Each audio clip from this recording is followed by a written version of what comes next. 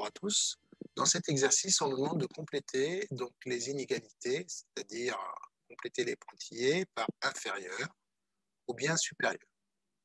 Alors, ce qui compte ici dans ce genre d'exercice, c'est votre justification, c'est-à-dire la méthode que vous allez utiliser pour répondre à la question. Bien, je vais commencer par la A. Donc, 1/3 par rapport à 3. Est-ce que c'est inférieur? Est-ce que c'est supérieur? Bon, ici, en fait, on voit bien que le 1 est un numérateur, plus petit que le 3 est un dénominateur. Donc, cette fraction 1/3 est plus petite que 1. Donc, si 1/3 est inférieur à l'unité, elle sera encore plus inférieure à 3 unités. Pas de problème. D'accord?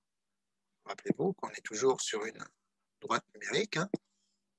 Donc, si 1/3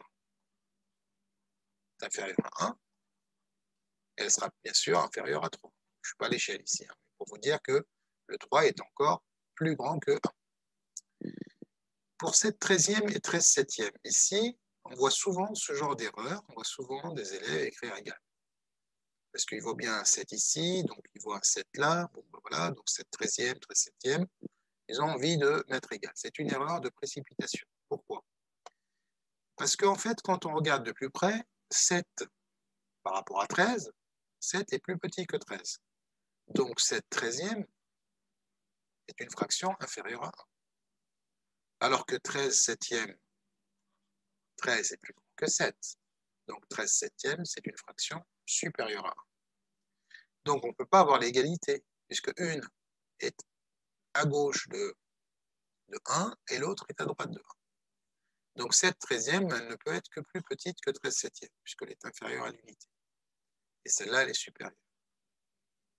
Pour 0, 0, si on rajoute un 0 ici sur notre droite numérique qui n'est pas à l'échelle, on voit bien que le 0, c'est le plus petit nombre positif, on va dire. 1/1000 est positif, donc il est plus grand que 0. Donc 0 est inférieur à 1. On peut également voir cette inégalité en mettant 0 sur 1000 au même dénominateur. On voit bien que 0 millième, si je prends rien sur 1000 parts, c'est toujours plus petit que 1 sur 1000 parts.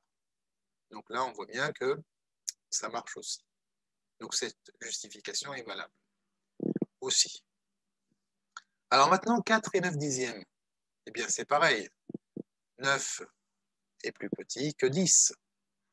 Donc 9/10 est plus petite que 1.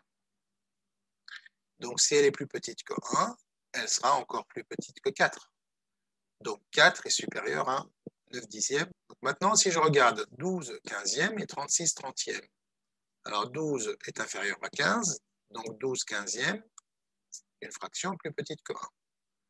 36 est supérieur à 30, donc cette fraction est supérieure à 1. Donc du coup, de ce fait, cette fraction-là sera inférieure à 36/30. Alors maintenant, pareil, 999 est plus petit que 1000, donc cette fraction est inférieure à 1. 3/2, 3 est supérieur à 2, cette fraction est supérieure à 1, puisque 3 est supérieur à 2.